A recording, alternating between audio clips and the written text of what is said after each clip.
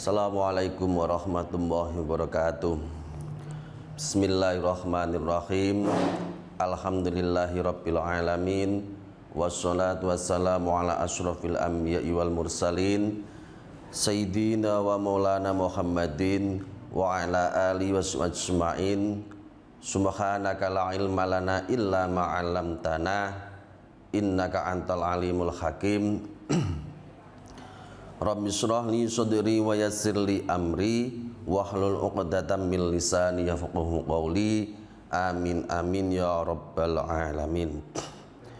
Ikhwani yang dirahmati Allah Subhanahu wa taala. Alhamdulillah kita semua sudah masuk di bulan yang mulia ini, bulan yang dimuliakan Allah Subhanahu wa taala, yaitu bulan Rajab. Di dalam bulan Rajab ini banyak peristiwa-peristiwa yang bersejarah bagi umat Islam, terutamanya yaitu Isra Mi'raj.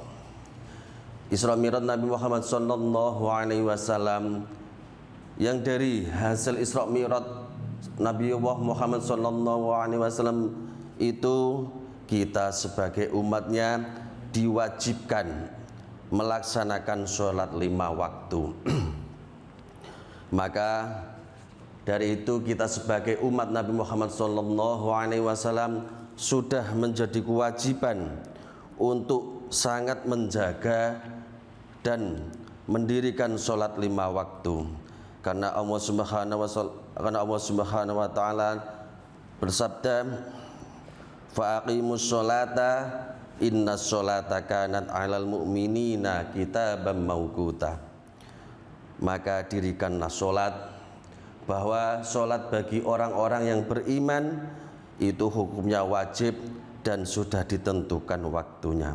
Maka dari itu kita untuk menjaga sholat 5 waktu tepat waktu, dalam artian melaksanakan sholat pada waktunya, seperti kita melaksanakan sholat asar di waktu asar, sholat maghrib di waktu maghrib, sholat isya di waktu isya, sholat subuh di waktu subuh. Jangan sampai sholat yang kita laksanakan itu keluar dari waktunya, karena kalau sampai kita keluar dari waktunya sholat tersebut, maka hukumnya sudah lain. Dan ada kalanya meninggalkan sholat 1 waktu karena sengaja itu hukumnya berdosa. Bahkan dikatakan meninggalkan sholat 1 waktu sengaja itu dosanya lebih besar daripada dosanya perempuan yang berzina. Dari hasil zina tersebut dia hamil, setelah hamil melahirkan anaknya lalu dibunuh. Itu lebih besar dosanya dibandingkan orang yang meninggalkan sholat 5 waktu. Tetapi bagaimanapun juga sekuat tenaga kita menjaga sholat kita, namanya manusia pasti ada salah dan luputnya. Sengaja ataupun tidak sengaja kita terkadang meninggalkan sholat yang sudah diwajibkan bagi kita. Walaupun begitu, kita meninggalkan sholat sengaja ataupun tidak sengaja, kita tetap diwajibkan ngodoni sholat atau nyarutang sholat kita. Sholat yang kita tinggalkan secara sengaja, maka wajib kita qodoni. Dan juga sholat yang kita tinggalkan secara tidak sengaja dalam artian ada udzur, juga tetap wajib kita qodoni, seperti yang diterangkan di dalam hadis, man nasiya sholatan aw nama anha fakaffaratuha ayyusalliha idza dzakaraha. Barang siapa lupa mengerjakan sholat atau tertidur hingga meninggalkan sholat, maka tebusannya adalah melaksanakan sholat tersebut ketika ia ingat. Jika sholat yang kita tinggalkan itu disebabkan karena adanya udzur, maka untuk mengqadhoni atau nyarutang sholat kita tidak dituntut untuk sesegera mungkin, dan juga kita tidak berdosa.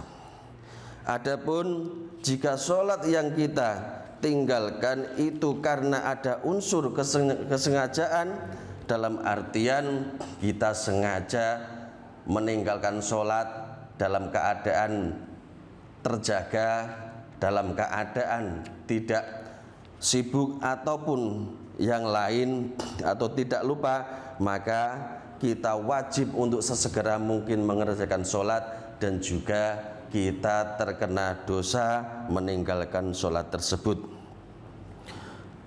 Juga sudah diterangkan di dalam kitab fikih, waqad ittafaqa jumhurul ulama'i min mukhtalifil madhahibi ala anna tarika sholati yukallifu biqadaiha sawa'un tarakaha nisyanan aw amdan ma'al fariqu tali wa huwa anna tarika laha biudrin kanisyanin aw naumin la ya'thimu wa la yajibu alaihi mubadaratu ila qadaiha fawran. Diterangkan di dalam kitab Al-Minhaj bahwa jumhurul ulama sudah bersepakat dari beberapa madhab bahwa orang yang meninggalkan sholat dituntut untuk nyarutang sholat atau ngotoni sholat, baik meninggalkan sholat tersebut secara sengaja ataupun dikarenakan lupa. Cuman perbedaannya di sini, ketika orang yang meninggalkan sholat dikarenakan lupa, seperti tidur, orang tersebut tidak berdosa dan juga tidak wajib untuk mengqadha secara sesegera mungkin. Amma tariku laha bi ghairi udhrin ay amdan fayajibu alaihi ma husulil itsmi al mubadaratu ila qadaiha. Sedangkan orang yang meninggalkan sholat secara sengaja, tidak ada udzur sama sekali, maka orang tersebut dituntut untuk sesegera mungkin mengerjakan qadha sholat dan dia terkena dosa. Maka dari itu hadirin ikhwani rahimakumullah, mengqadha sholat berapapun banyaknya yang kita tinggalkan, berapapun lamanya tahun kita tidak mengerjakan sholat, kita tetap dituntut untuk nyarutang sholat atau mengqadha sholat. Apabila kita sampai saking banyaknya, atau zaman dulu kita istilah isih nakal, nggak sempat ngibadah, atau bahkan lupa dengan Allah atau lupa dengan sholat, setelah kita tobat, setelah kita sadar dan untuk mengqadha sholat, maka kita harus tetap dituntut ngodoni sholat. Adapun masalah banyak dan sedikitnya sholat yang kita harus qadhoi, itu tergantung keyakinan kita. Wis pirang sholat yang kita tinggalkan, berapa tahun yang kita tinggalkan selama tidak sholat, maka tergantung keyakinan kita, kita dituntut untuk mengerjakan qadha sholat. Itu kita ambil dari kaidah fikih al-akhdhu bil al-mutayaqqan, yaitu kita berpijak pada sesuatu yang kita yakini. Maka dari itu ikhwani rahimakumullah, sedikit mari kita benar-benar menjaga sholat kita, sekuat tenaga kita jaga sholat kita. Apabila secara sengaja ataupun tidak sengaja kita meninggalkan sholat yang telah lampau, maka mari kita sama-sama nyarutang sholat kita dan niat minta ampun pada Allah Subhanahu wa Ta'ala. Mumpung kita masih di dalam bulan Rajab, bulan pengampunan Allah Subhanahu wa Ta'ala, maka jangan kita sia-siakan bulan yang mulia ini. Sekian dari kami, wabillahi wallahul muwaffiq ila aqwamit thoriq. Wassalamualaikum warahmatullahi wabarakatuh.